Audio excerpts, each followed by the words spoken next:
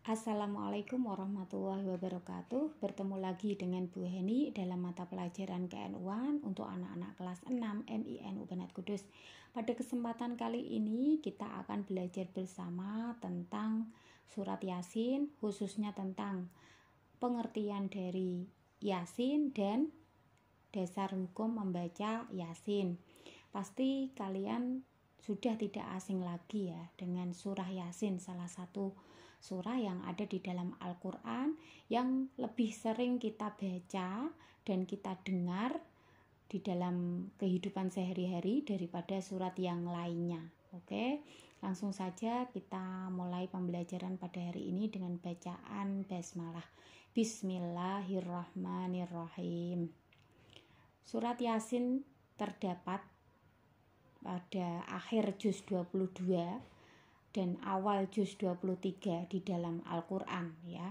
Surat Yasin ini merupakan surah ke-36 di dalam Al-Quran. Kemudian surat Yasin ini termasuk surat Makkiyah karena diturunkan di kota Mekah. Kemudian surat Yasin ini terdapat kisah tentang urusan-urusan Nabi Isa alaihissalam dengan penduduk At-Taqiyah. Kemudian makna dari surat Yasin sendiri. Yang pertama adalah Yasin itu berasal dari kata ya insanu yang artinya wahai manusia. Ya, wahai manusia di sini yang dimaksud adalah Muhammad. Jadi ya Muhammad. Pendapat ini beralasan bahwa orang Arab dalam mengambil suatu kata melalui satu huruf seperti dengan huruf ya, kemudian mengambil kata insan dari huruf shin sehingga menjadi kata Yasin.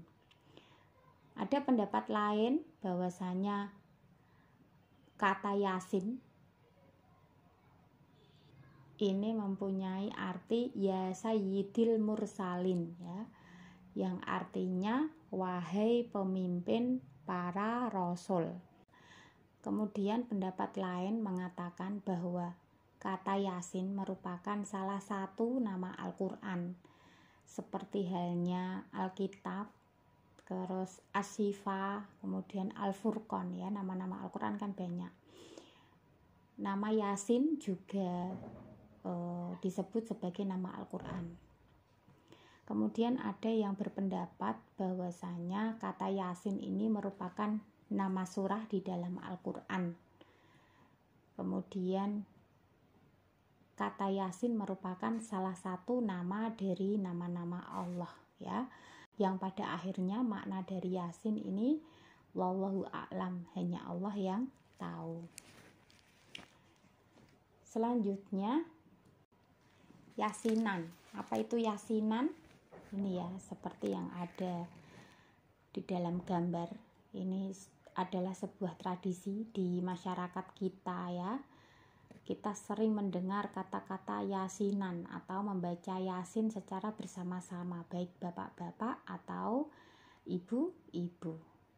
Yasinan ini merupakan sebutan kegiatan membaca Yasin yang sudah dikenal di Indonesia dan telah menjadi amaliyah warga Nahdliyin. Surat Yasin biasa dibaca dalam acara sebelum atau sesudah tahlilan ya. Oleh karena itu, kita yang mengamalkan Yasinan juga harus tahu bagaimana sih dasar hukum yang menganjurkan agar kita membaca Yasin. Ya, dasar hukum membaca Yasin ini berasal dari hadis Nabi Muhammad SAW. Yang pertama ini dari riwayat Al-Baihaqi an Abi Hurairah qala Rasulullah sallallahu alaihi wasallam man qara'a Yasin fi lailatin ibtigha'a wajhillahi ghufiralah rawahul Baihaqi, yang artinya diriwayatkan dari Abu Hurairah radhiyallahu anhu bahwa Rasulullah shallallahu alaihi wasallam bersabda, barang siapa membaca surah Yasin di malam hari seraya mengharap ridha Allah, maka dosanya diampuni. Ya, ini adalah hadis dari Nabi Muhammad ya. Jadi kita dianjurkan untuk membaca surat Yasin di malam hari. Insya Allah jika kita mengharap ridha Allah, insya Allah dosa-dosa kita akan diampuni. Selanjutnya